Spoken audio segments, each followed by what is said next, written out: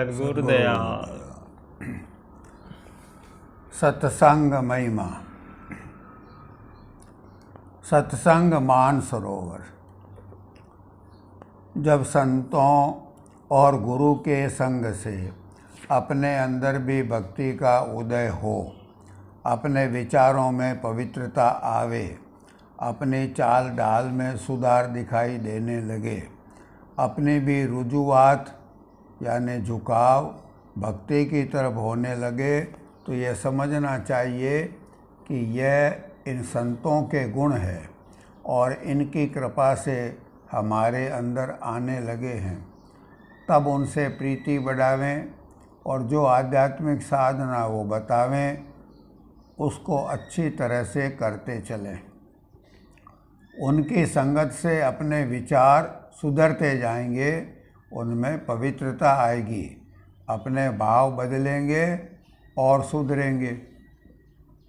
साथ में अंतरी सत्संग भी करेगा, यानी आध्यात्मिक साधना भी प्रेम से करेगा, तो अंतर का रस और प्रकाश ये सब अंतर में मिलेगा। फिर अपनी श्रद्धा और भक्ति में भी दिनों दिन बढ़ोतरी होगी। दुनियादार जीव सत्संग के प्रताप से भक्त बन जाएगा। गोया कौवा मानसरोवर में नहाकर कोयल और बगुला नहाकर हंस बन गया। मज्जन फल पेखिय तत्काला, काक होई पिक बकहु मराला। जितना सत्संग का यह महान फल और फायदा है, उतना ही भारी अनर्थ कुसंग से हो सकता है। इसलिए खोटे संग से, मनमुखों के संग से, दुर्जनों के संग से बचना भी बहुत जरूरी है।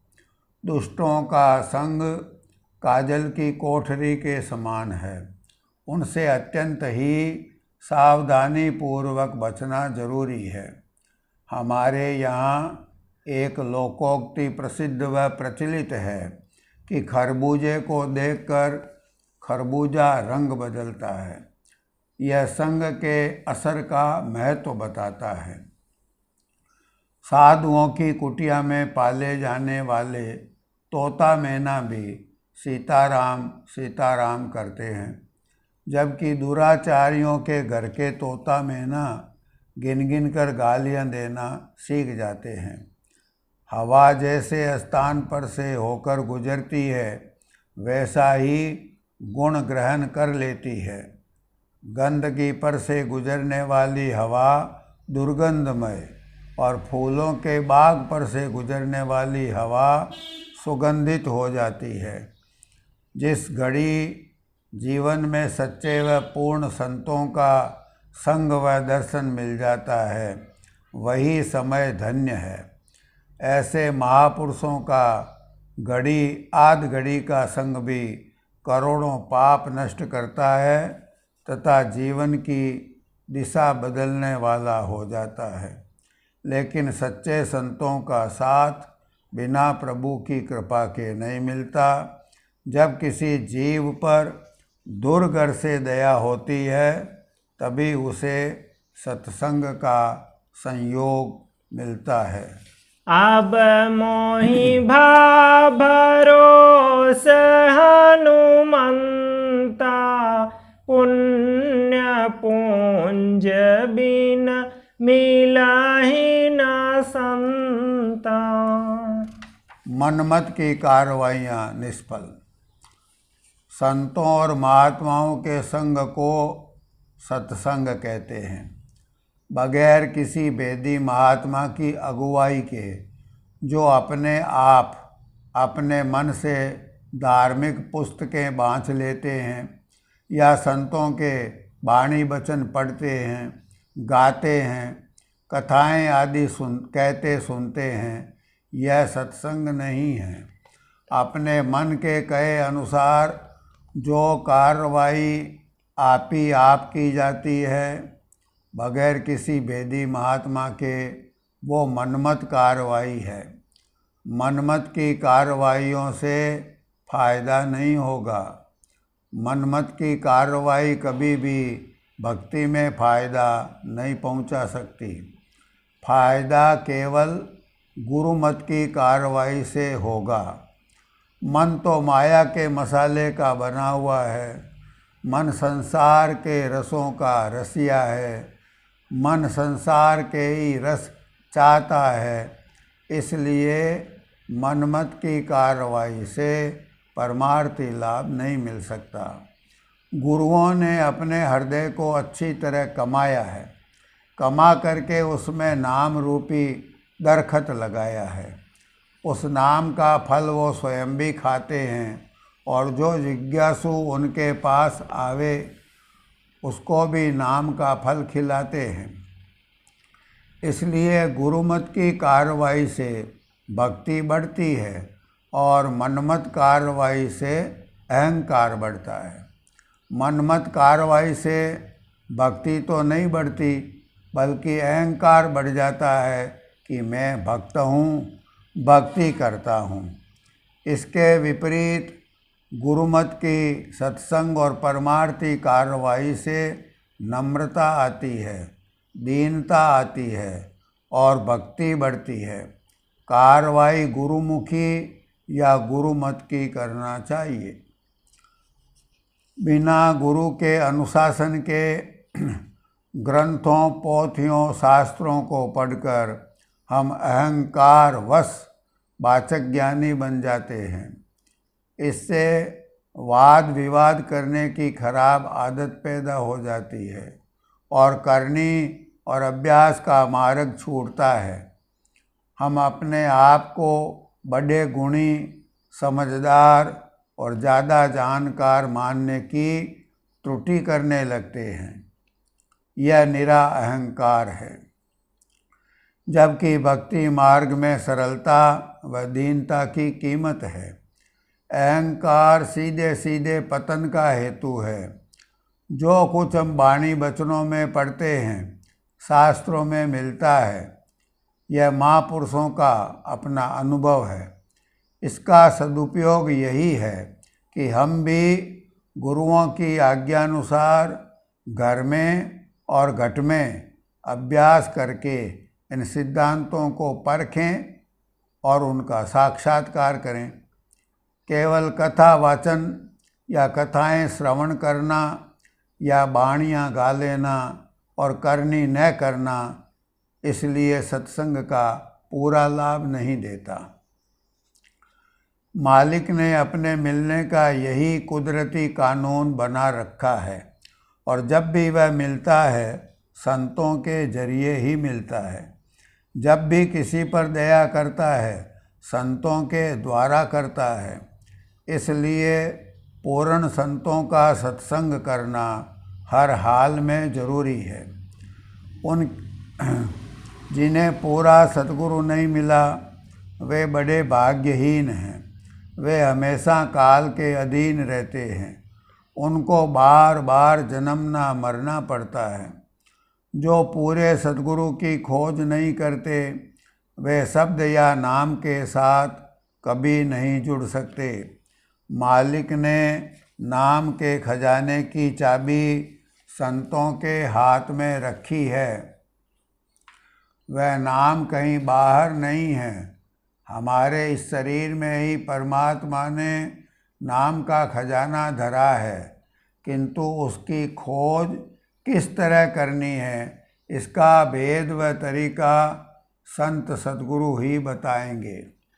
बगैर सच्चे नाम स्नेही संतों के साथ और संग के हम कभी भी नाम ग्रहण करने लायक बन ही नहीं सकते।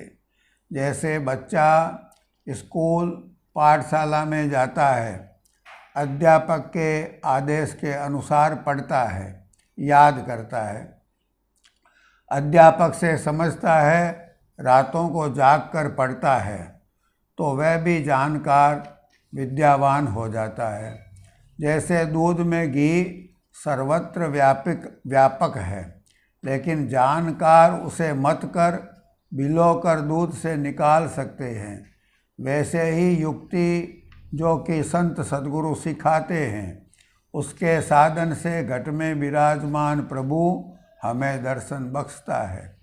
सच्चे संतों की सत्संग वह पाठशाला है जहाँ संत और गुरु अध्यापक जिज्ञासुओं को भगवंत के दर्शनों की युक्ति और भेद सिखाते हैं। सिवाय सच्चे संतों के सत्संग के भक्ति मार्ग की रीति नीति और कहीं भी नहीं मिल सकती। तुलसीदास जी साहेब रामायण में फरमाते हैं, मति की रति गति भूति भलाई, जब जेहि जतन जहाँ जेहि पाई। सो जानहु सतसंग प्रभाऊ, लोकहु वेदन आन उपाऊ।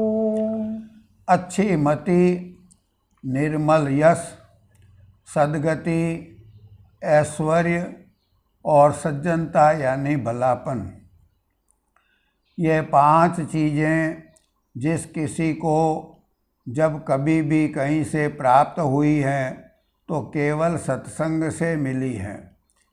सच्चे संत अपने यहाँ सत्संग में केवल सच्चे प्रभु की महिमा और चर्चा करते हैं। उनकी सत्संग में सांसारिक समस्याएं, समाज सुधार, ऐतिहासिक कथाओं को ज़्यादा महत्व नहीं दिया जाता। संत भूले भटके जीवों को माया जाल से निकालना चाहते हैं।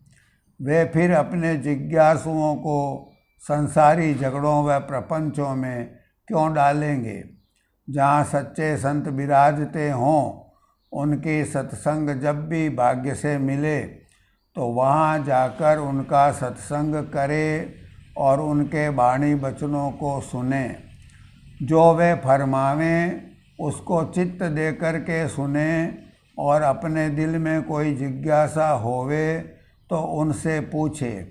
जैसा कि सद्गुरु पलटू साहेब जी ने एक जगह कहा है, शब्द की टकसार का होय तो बोलिए, बिना टकसार गई मौन रहना। शब्द की टकसार का देख करके कुछ संत की सुने और कुछ अपनी कहे। यदि अपने में कोई कमी हो, किसी बात की कसर हो, कोई बात ठीक नहीं हो, तो उस कमी को पूरी करने के लिए, उसकी पूर्ति के लिए अर्ज करे और जो जुक्ति वे शब्द अभ्यासी शब्द मार्गी संत बतावें उस उपाय को करे। अपनी कमी दूर करने के लिए सच्ची कोशिश करे। इस तरह सत्संग से ही सब काम और सब बात बनती है, सुधरती है। सत्संग से पूरा लाभ उठाने के लिए सत्संगी में धीरज और नम्रता चाहिए। धीरज और नम्रता के गुण प्रभु को प्रसन्न करने वाले हैं। इस तरह से सभी परमार्थी क्रियाओं का मूल आधार सत्संग है। सच्चे संतों का मिलना बिना मालिक की कृपा के नहीं होता, क्योंकि सच्ची सत्संग जन्म मरण के दुख को समाप्त करने वाली है। भाग्य में नहीं हो या प्रभु कृपा नहीं करें तो बदकिस्मत लोग प्राप्त हुई सत्संग को छोड़ देते हैं। जहाँ सत्संग हो रही हो वहाँ से रास्ता बदलकर आगे चले जाते हैं। यही नहीं, कई लोग मन गढ़ंत बातें जोड़कर संतों के सत्संग की निंदा करते फिरते हैं। निर्गुण निराकार मालिक पर विश्वास लाना सरल है। सभी यह मान लेते हैं कि कोई एक भगवंत या सबका मालिक है, लेकिन जब वही प्रभु सामने देहधारी होकर मिले तो उन पर मालिक वाला भाव लाना बड़ा कठिन काम है। उनको पहचान नहीं पाते, तभी तो पूर्ण ब्रह्म के अवतारों का पूरा जीवन लड़ाई, विरोध और युद्ध करते बीता। उनको मालिक रूप जानने वाले बहुत थोड़े लोग थे। निर्गुण रूप सुलभयति, सगुण जान नहीं कोई। सुगमय गमना चरित, सुन मुनि मन भ्रम होय। यदि कोई व्यक्ति सत्संग की ओर प्रेरित होता है तो जरूर उस पर परमेश्वर दयालु हैं। जब दयालु प्रभु किसी जीव का उद्धार चाहते हैं तो उसको सच्चे संतों की सत्संग बख्शते हैं और उसकी लगन नाम यानी शब्द धुन में जोड़ देते हैं। सच्चे संतों की सत्संग में हाजिर होने से मन कई उपद्रव करता है। रामायण में तुलसीदास जी ने सच्ची सत्संग की तुलना मान सरोवर से की है, जो दुर्गम पहाड़ियों के पार कैलाश पर्वत की तलहटी में स्थित है। रास्ते में कठिन वन, दुर्गम रास्ते और भयंकर नदियों की रुकावटें हैं। आवत यही सरयति कठिनाई,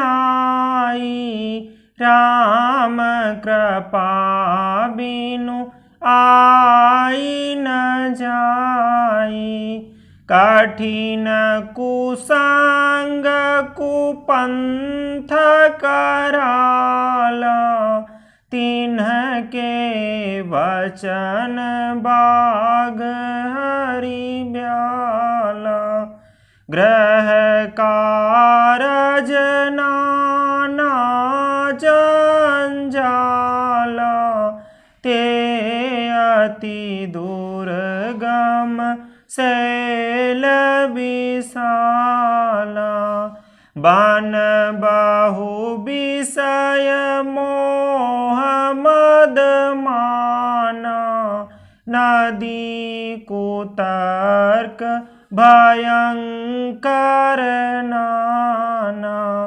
जे श्रद्धा संबल रहित, नहीं संतन कर साथ। तीन कहूँ मानस अगमयति, जिनहि न प्रिय रघुनाथ। जो करि कष्ट जाई पुनि कोई, जातहि नींद जुड़ाई होई। जड़ता जाड़ विषम उर लागा, गयउ न मज्जन पावया भागा। करी न जाई सर मज्जन पाना, फिरिया वहीं समेत अभिमाना।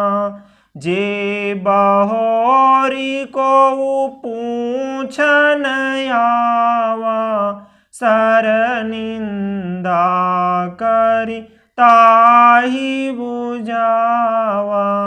सकल विघ्न व्यापहि नहीं तेहि, राम सुकृपा बिलो कहीं जेहि। जिसको प्रभु कृपा कटाक्ष से देख लें, उसे ही यह मुद मंगल मूल सत्संग मिलती है, जो कि जन्म मरण के भारी भय को दूर करने वाली है। पुण्य पुंज बिनु मिलहि न संता, सतसंगति संस्कृति करयंता। इसी तरह सदगुरु पलटू साहब जी ने फरमाया है कि पूर्ण संतों की जब ऐसी सत्संग मिल गई तो अनायास ही जीव के उद्धार का मार्ग खुल गया। पूरब पुण्य भये परगट, सतसंग के बीच में जाय परी,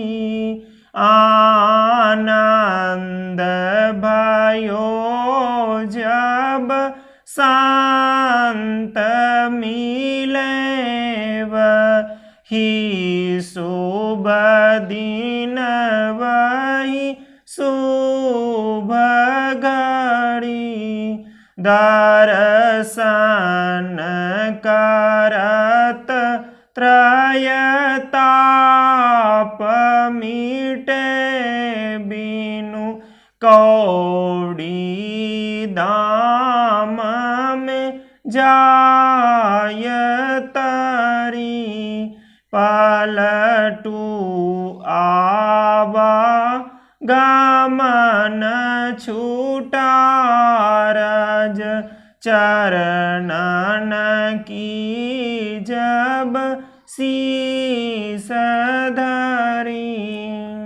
ऐसे महान संतों की सत्संग मिलना बड़े ही सौभाग्य की बात है। परमार्थ की भगवत भक्ति की स्कूल है सत्संग, लेकिन सत्संग सच्ची होनी चाहिए। सत्संग में ही भगवत भक्ति के सब तौर तरीके मिलेंगे। जब जिज्ञासु में प्रेम और विरह प्रभु दर्शनों की गहरी लालसा होगी, तभी उसे पूर्ण संतों की पहचान आएगी।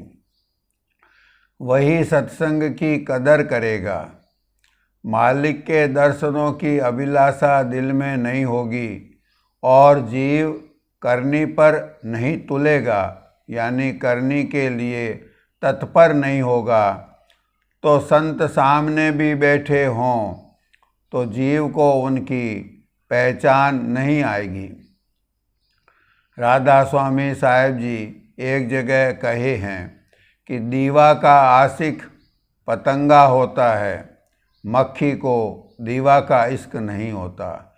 इसलिए सच्ची सत्संग कथा कीर्तन वाली संगत का नाम नहीं है। जहाँ सत्य का निश्चय होता है और सच्चे साधु संत विराजते हैं, उनकी संगत ही सत्संग कहलाती है। सच्चे साधु संत ही सत्य हैं। ऐसे साधु संतों की सत्संग सदा करना चाहिए।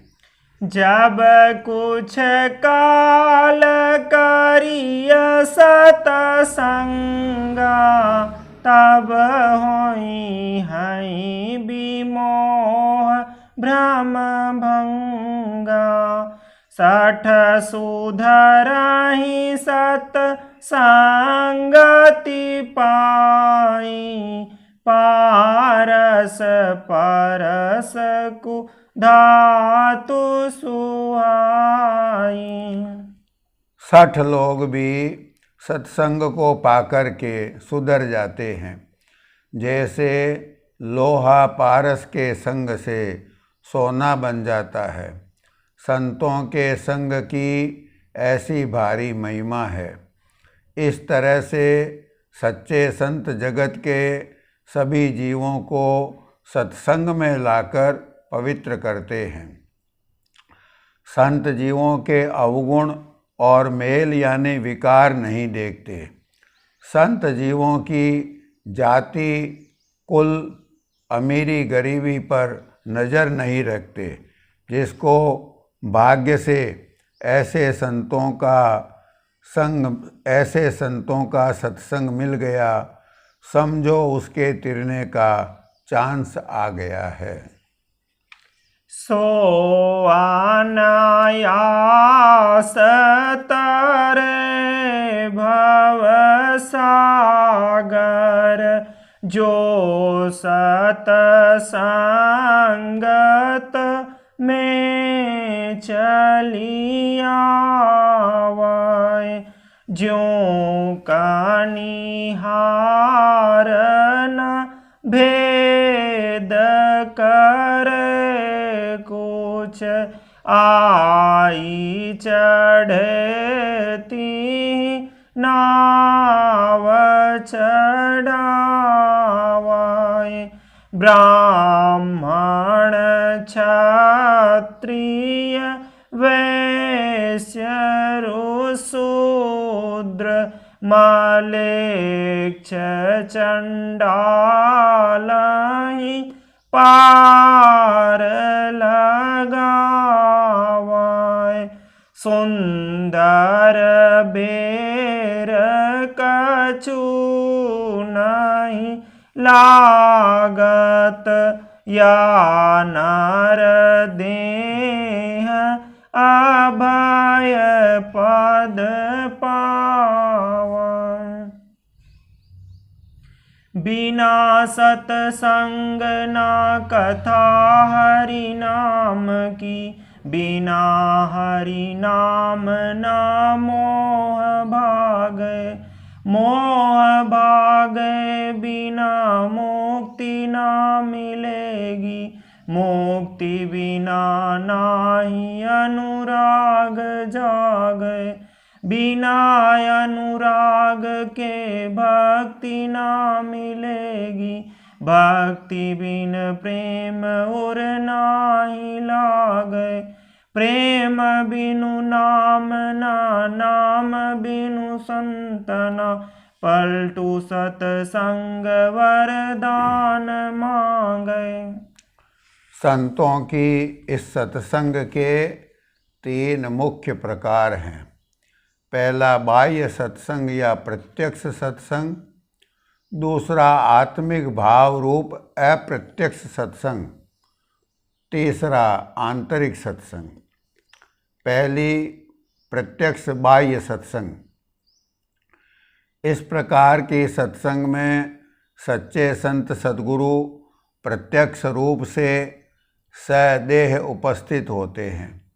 इसमें प्रेमियों को उनके तेजोमय स्वरूप के दर्शन और मधुर प्रेम सिक्त अमृत वचन का परम लाभ मिलता है। इस तरह का अवसर जगत में परम दुर्लभ होता है, और यदि पूर्ण सुयोग्य और सुपात्र पूरा अधिकारी सामने हो तो उनकी एक कृपा कटाक्ष यानी एक कृपा नज़र या एक वचन उस जीव का घाट ही बदल देते हैं।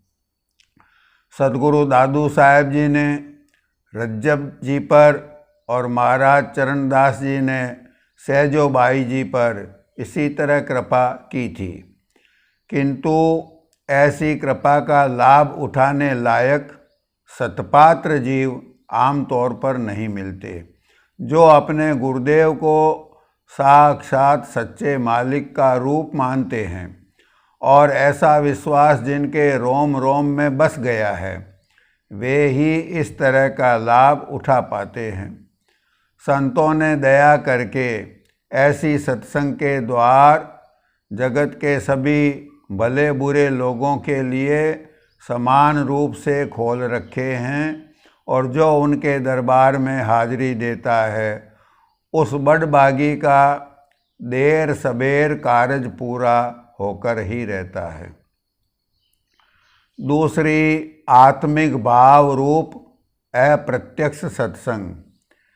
इस प्रकार के सत्संग में संत सद्गुरु देह रूप से मौजूद नहीं रहते, किंतु उनके प्रेमी सेवक उनकी आज्ञानुसार उनके द्वारा जारी सत्संग में हाजिरी देते हैं। वहाँ मालिक, नाम, गुरुदेव और संतों की महिमा और गुणगान होता है। संत मत के सत्य सिद्धांतों पर चर्चा विचार तथा समझने समझाने का प्रयास होता है। अपने गुरुदेव और मालिक के चरणों में अपनी प्रार्थना और अर्जी सभी सत्संगी भाई बहन मिलजुल कर प्रेम से पेश करते हैं। सभी सत्संगी भाई बहन एक दूसरे का सहारा बने परमार्थ में सच्ची मेहनत और तरक्की की कोशिश करते हैं।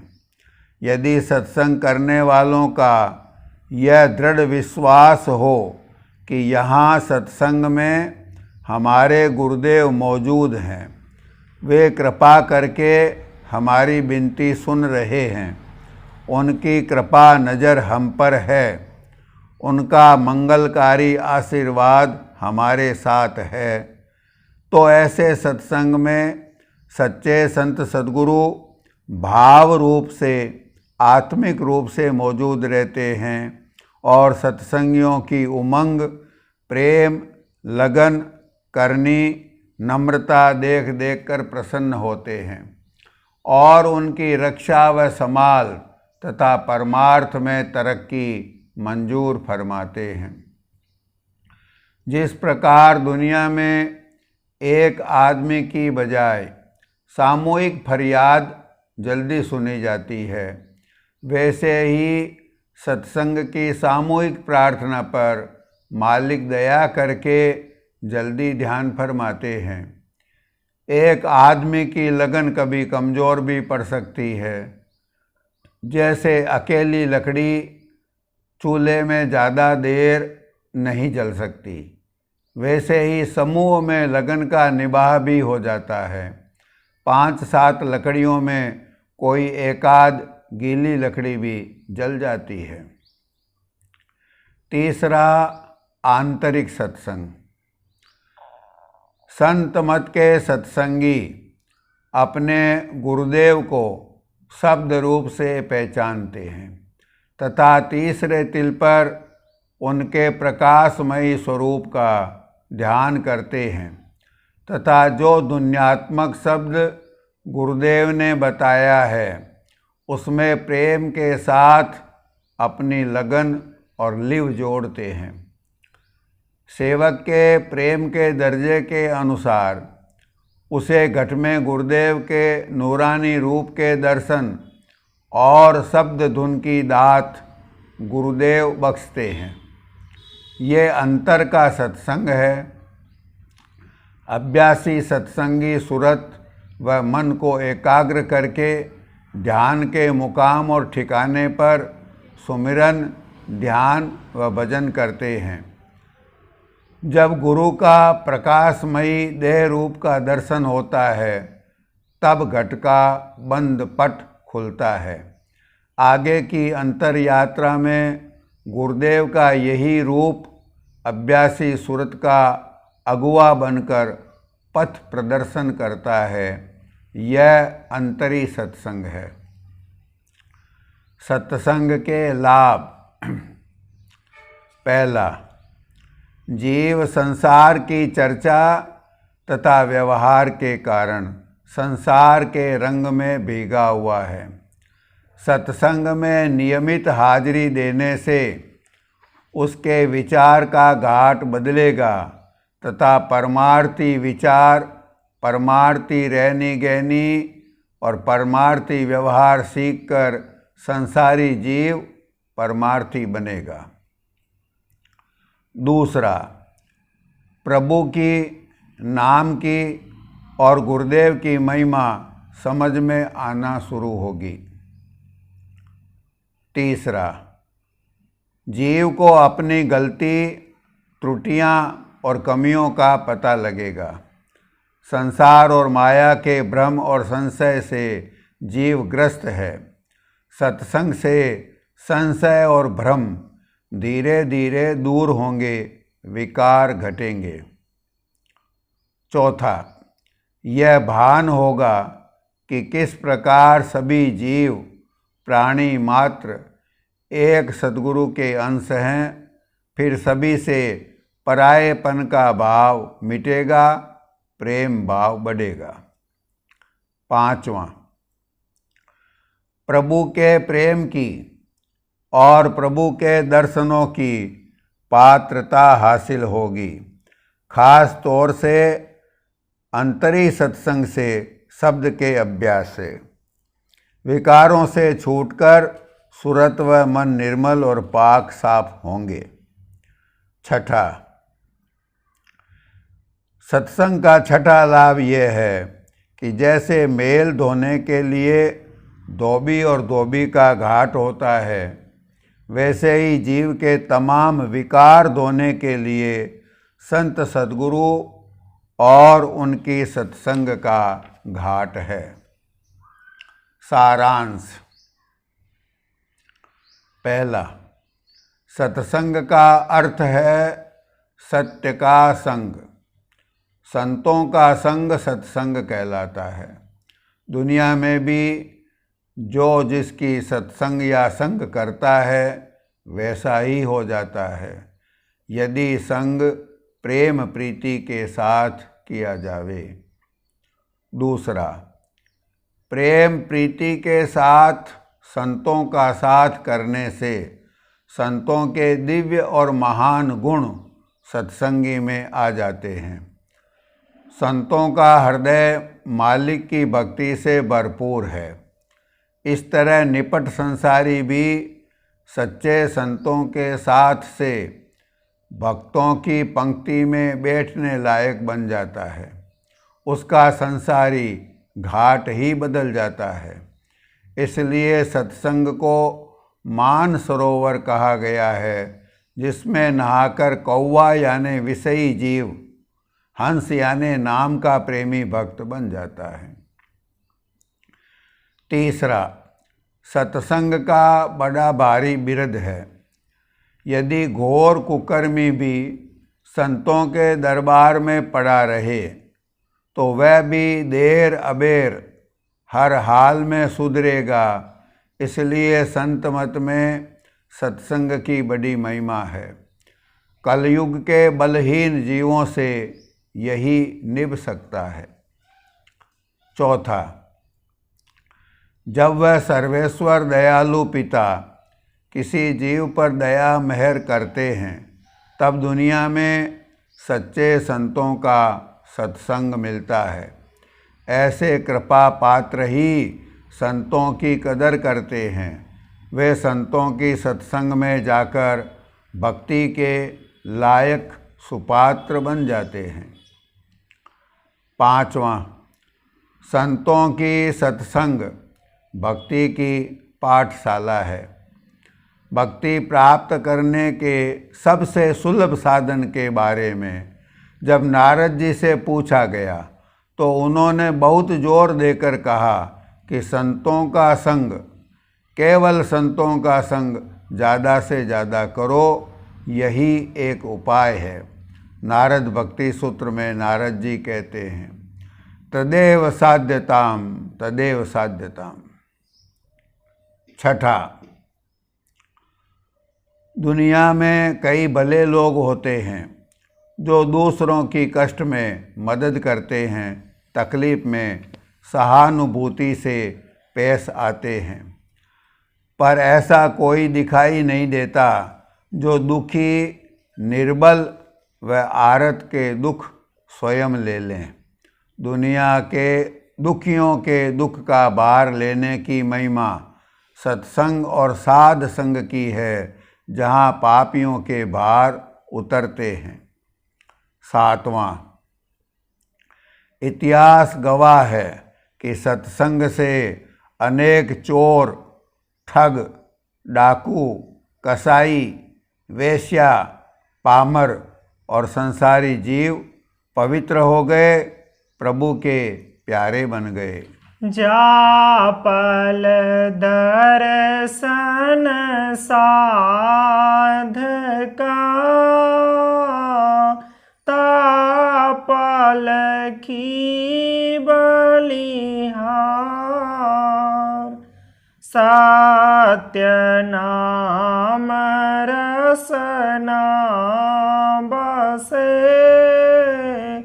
लीजे जन्म सुधार। सद्गुरु सद्गुरु दयाल।